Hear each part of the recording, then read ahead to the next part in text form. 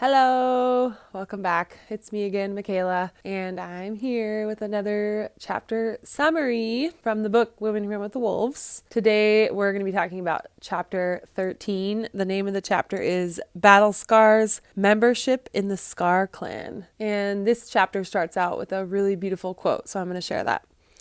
Tears are a river that take you somewhere.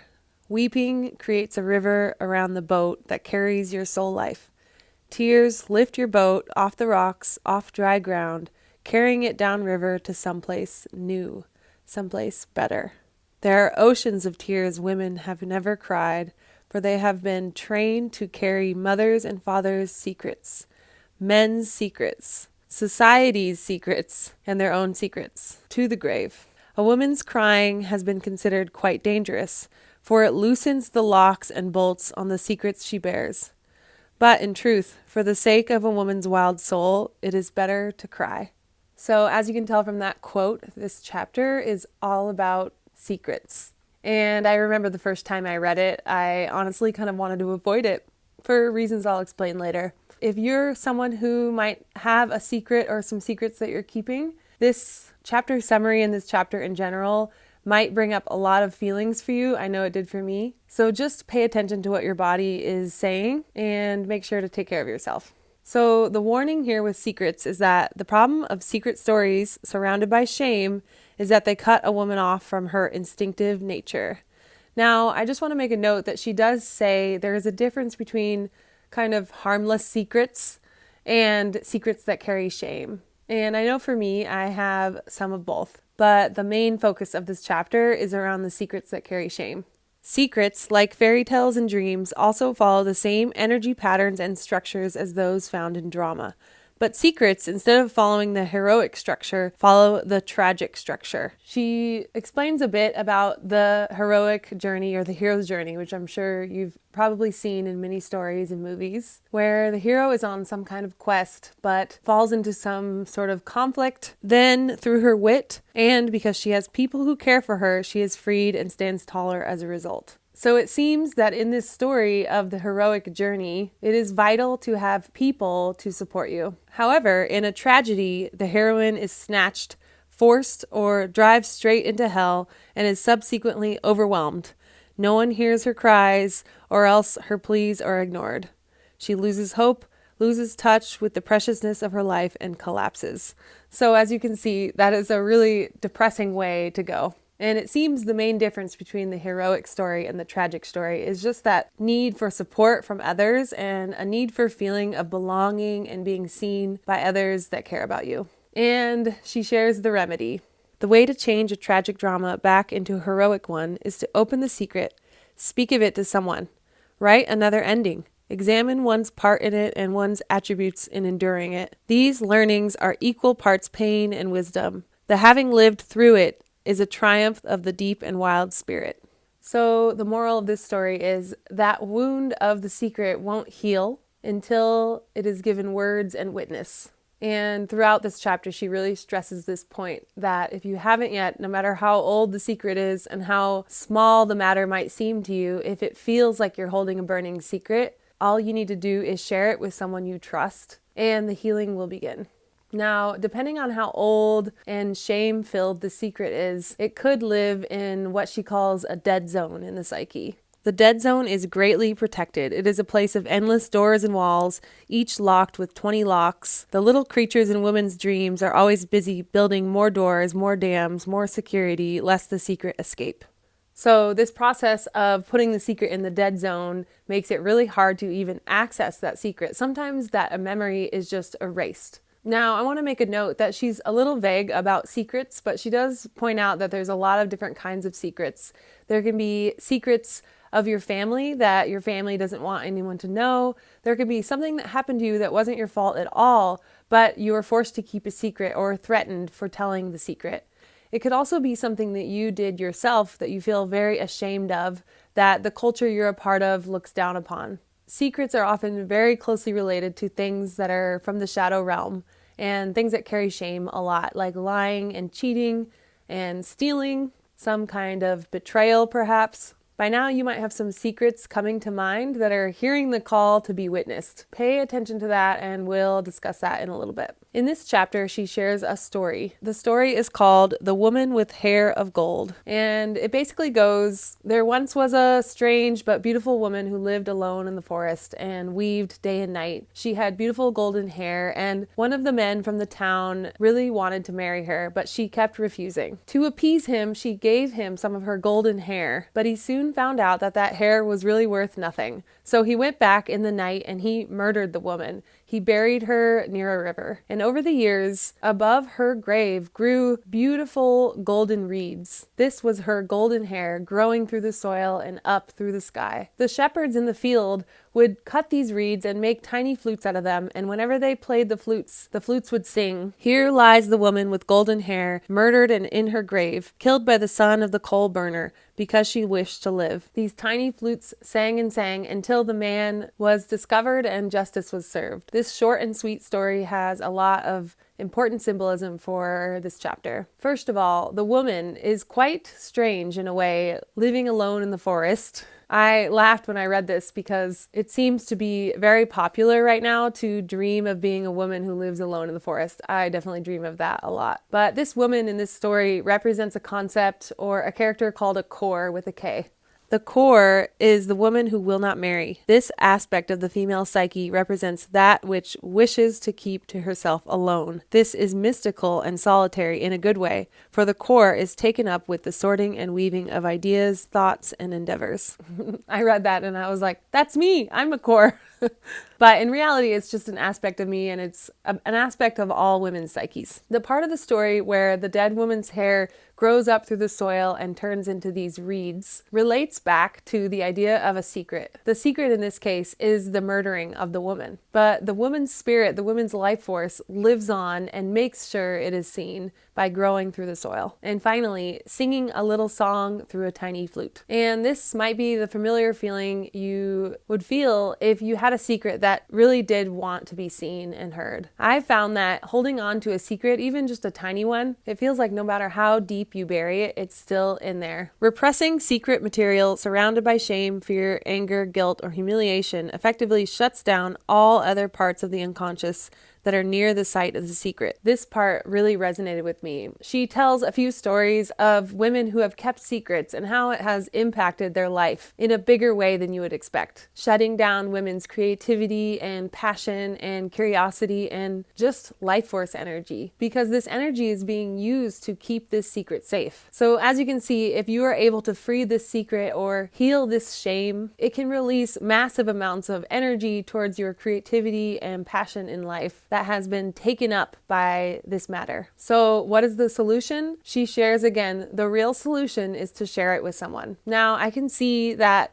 writing it out and sharing it even with yourself can be a powerful practice. But another great option, if you feel like everyone in your life feels too unsafe to share it, is to find a therapist to share it with, or some other objective party who you trust very much. That would be kind of step one if you're feeling really scared to share your secret. Next is you can share it more broadly with a larger audience. You could share it on social media or to a large group of people. There are probably even certain people that you know you want to share it with, but you're too afraid to do it. And that is totally okay and acceptable. And I would wait until you feel safe to do that. But she doesn't really give any other options. She does say if it's too hard to actually use your voice and say it out loud, that you can write it down and give it to someone that you want to share it with. Now, in my experience, I have found this practice to be super powerful, and I have many different levels of secrets that came up while I was reading this chapter. I'll share more about that at the end of this video.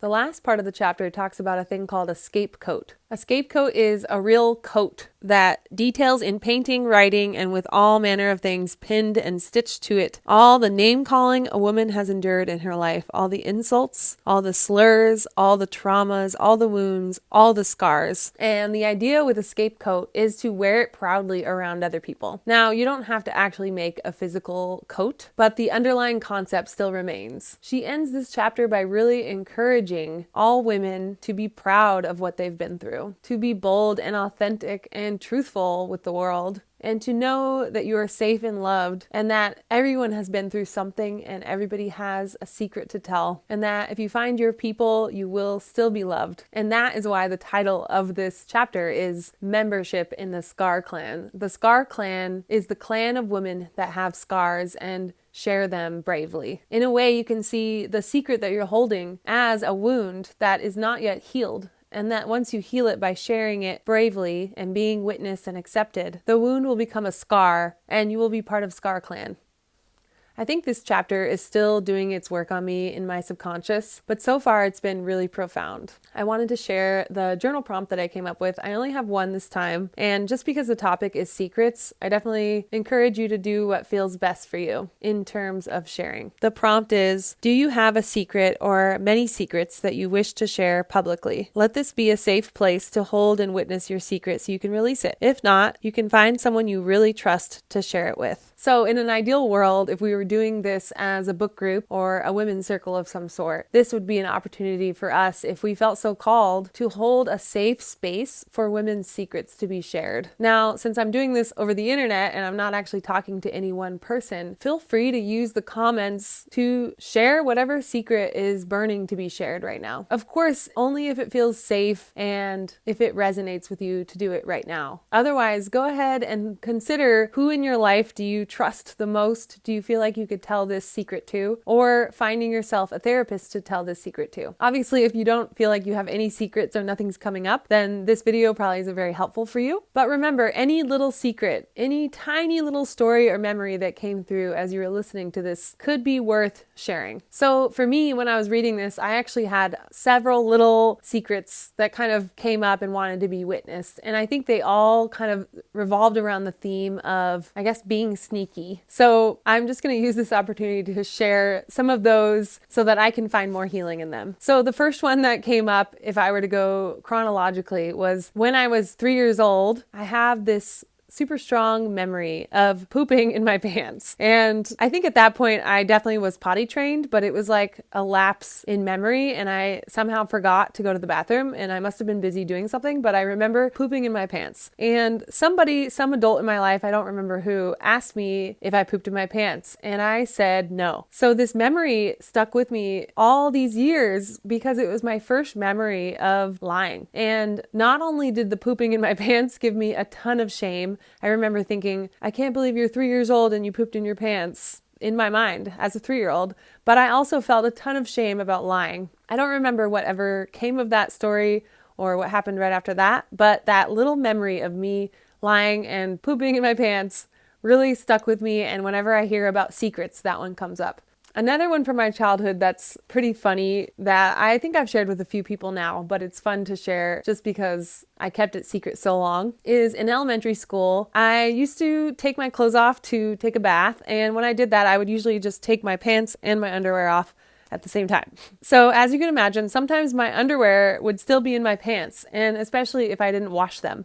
So one day I was out on the field at recess and I saw a pair of underwear coming out from the leg of my pants. And I was super embarrassed. I looked around to make sure no one saw it, and I don't think anyone saw it. But for the next month, all the kids on the playground were making fun of this underwear and kicking it around, and everyone was trying to figure out whose it was.